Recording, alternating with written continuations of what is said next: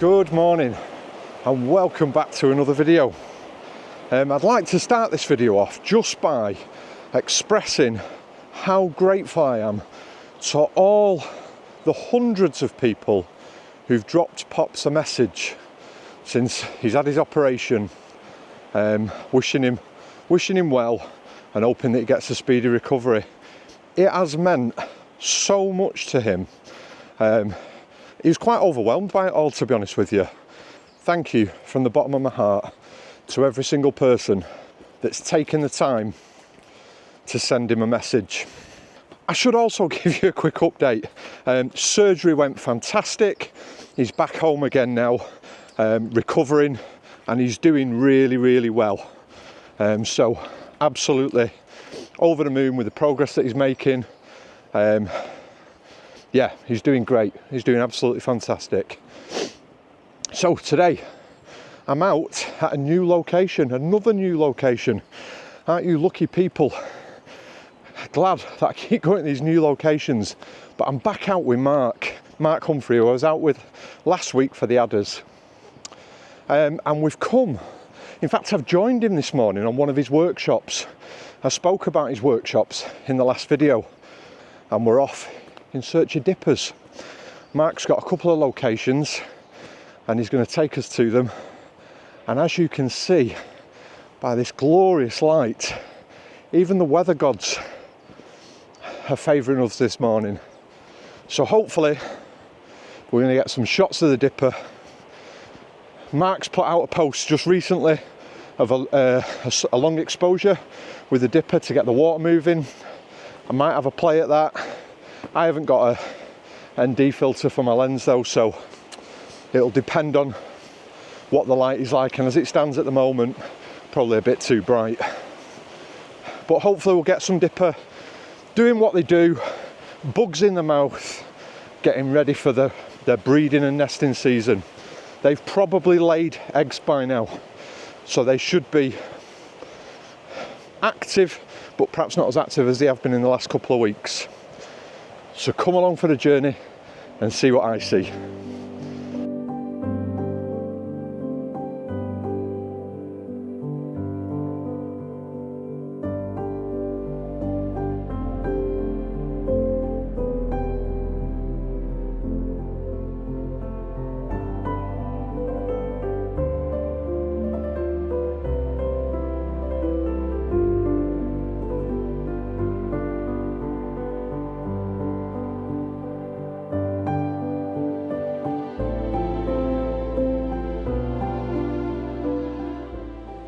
So we're at our second location now, and we're just on a little break in the river, and you've got a little weir which is probably drowning out my audio, and we've got dipper that are nesting just a little bit further down from where we're sat, and so they're coming to this area to collect nesting material. Now that nesting material they're gathering up from the side, they're getting various bits of twigs and the moss and leaves, and then they're taking it back to the nest, and they're quite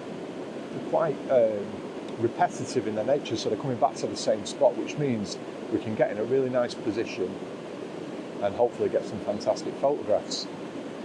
I've mainly been shooting video at the minute, just so that you can see exactly what it is that I'm photographing, and I've got a grey squirrel that's just going to, I think he's going to jump across to my, oh, he's changed his mind. Now, some of you will be looking at this and thinking, my God, he's next to the river with Pops' camera and lens. I'm telling him. Well, we'll keep this one to ourselves.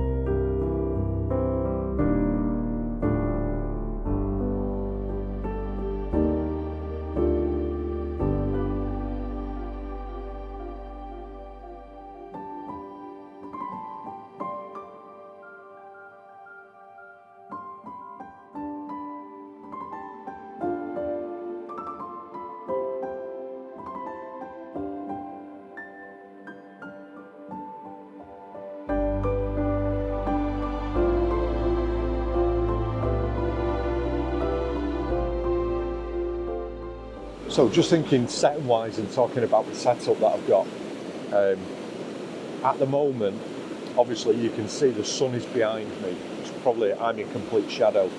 And where I've been photographing them, the background is in complete shade, but the bird itself is catching the sunlight. So we're having to compensate for the bright white chest. I'll put my hand over the microwave. The bright white chest of the dipper, and then obviously the darker colouring of the bird, the dark background, and then the bright sunshine. So we've got a lot going on here. And so what I'm doing at the moment is I'm bringing my shutter speed down to probably around 600th of a second. I'm shooting as wide open as this lens will take me at 600mm, and that's at f6.3. And then I'm letting my ISO operate on auto, so the camera's choosing that setting for me. And then it's a case of experimenting. So once I've got some shots, there's been a couple of opportunities where the two dipper have been on the same branch. So I've been obviously increasing my aperture there to about f8 to try and get as much depth of field as possible to ensure that both birds are sharp. And then on occasion I've been slowing my shutter speed right the way down, so that I've got a bit of movement in the water. And obviously what you're trying to achieve there is pressing the shutter speed at a point where the dip is static and not moving, which is quite difficult for a bird that's named after its body language, and that is constantly head bobbing, dipping up and down.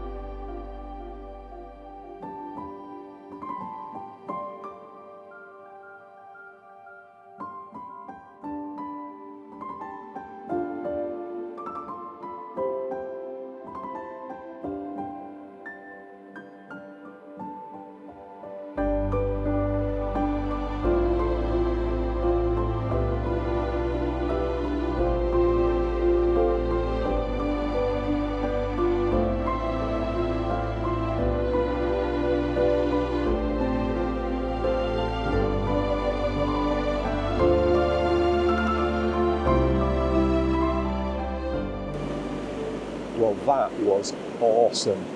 We've got, I couldn't tell you the difference between a male and a female dipper. They look very similar to me, and I'm sure there is a way of telling the difference. I just don't know what that is. However, we've got one of the dipper just to the side of me on one of the stones at the top of this little weir. And I was photographing and videoing that, which was fantastic. You know, it's really quite close. It's come to me. I've not chased it down a river. Dead confident. And then I'm photographing away, and its body language changed completely, and it started to display. And then the other dipper flew in, and I've got some shots of the two of them interacting together. Wow, absolutely incredible.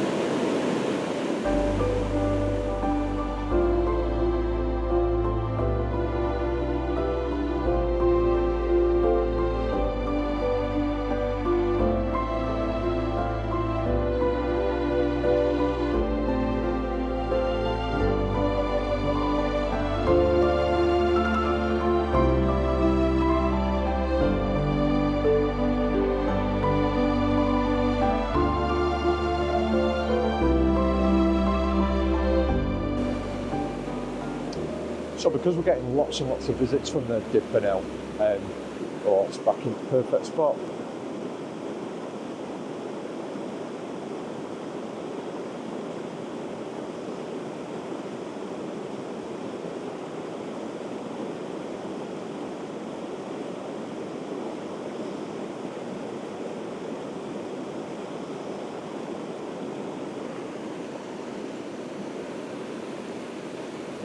I've been waiting for it to come on that rock for ages, and the minute I start doing a piece of camera, it jumps onto that rock.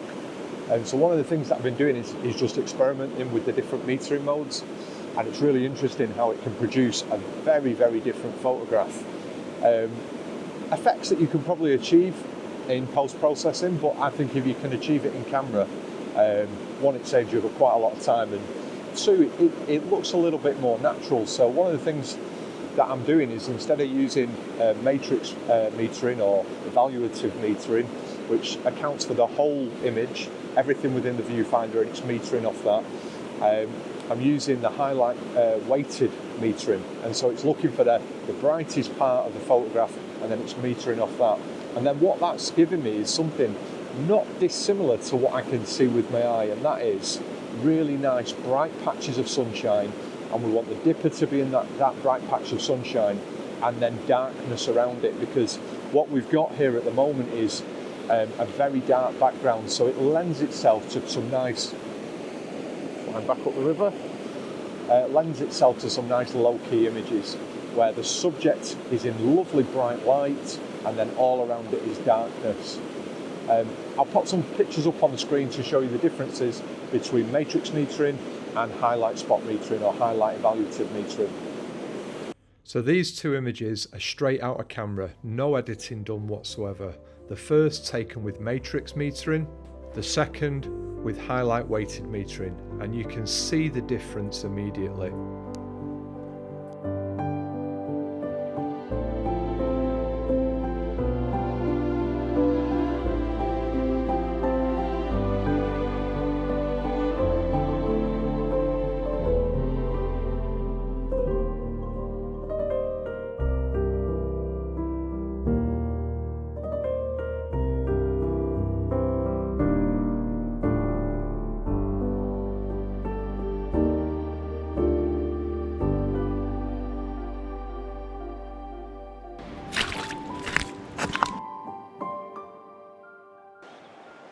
So we left the last location.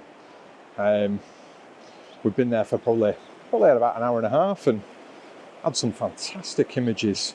Really was. The dippers were in and out to their nest location all the time, constantly gathering material to be able to build the nests. So we've just moved downstream to another location now. Slightly different location. The river's a little bit wider here, a few more boulders in the river, so we might get those classic dipper on a rock in the middle of the water, and a possibility of us being able to slow the shutter speed down, capture that movement in the water whilst freezing the dipper.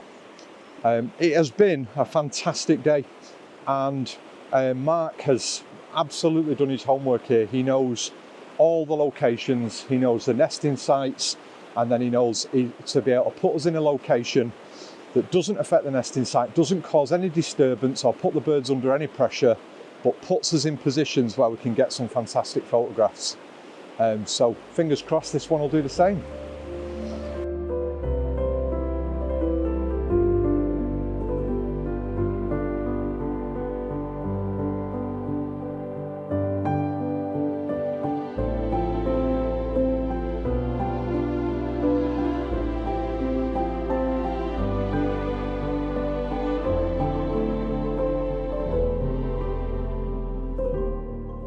So we're at the third and final destination for today, and I just wanted to take really an opportunity to talk about what I do when I arrive at a location.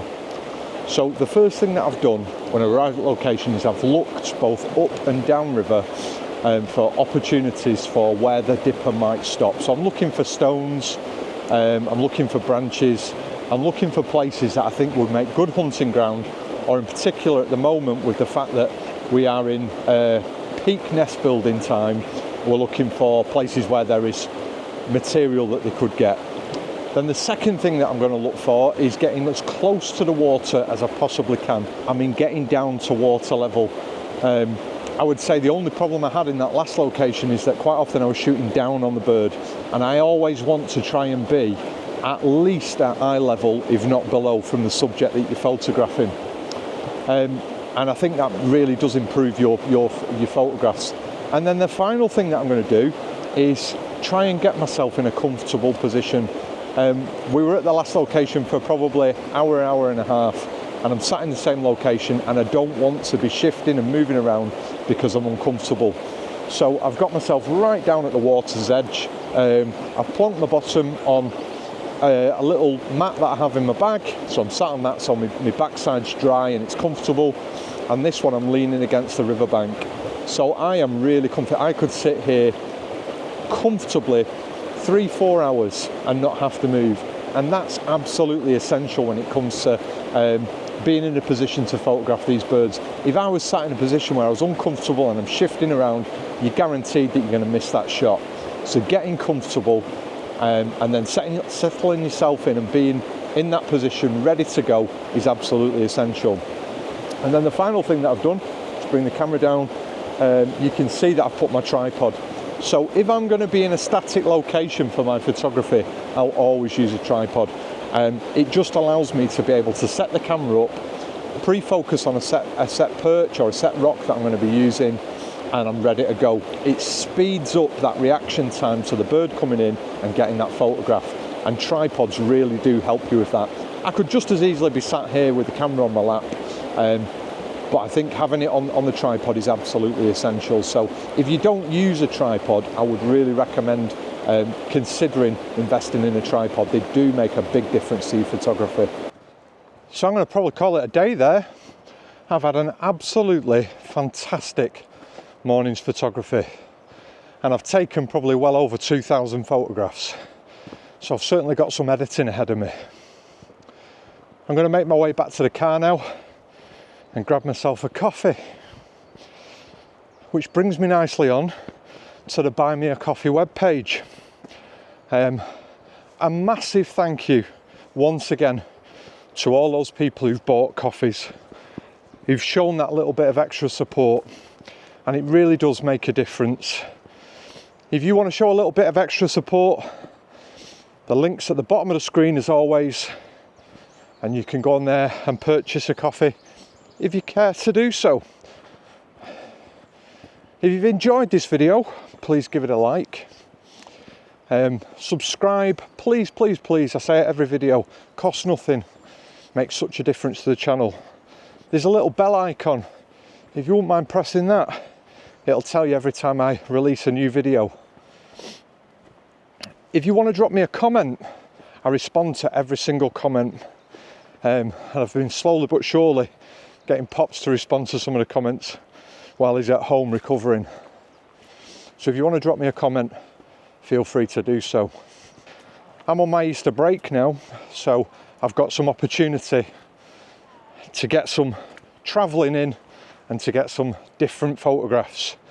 And so rather than my usual northerly trip to Scotland, I'm actually taking a trip down to Bristol. And I've got a few things lined up for me while I'm on my trip down to Bristol. Fingers crossed I have no disasters this time like I did on my last trip.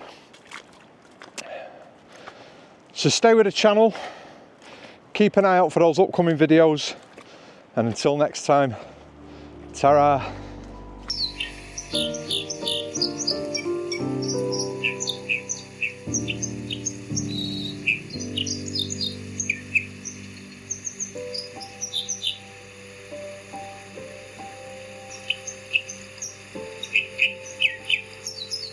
Thank you.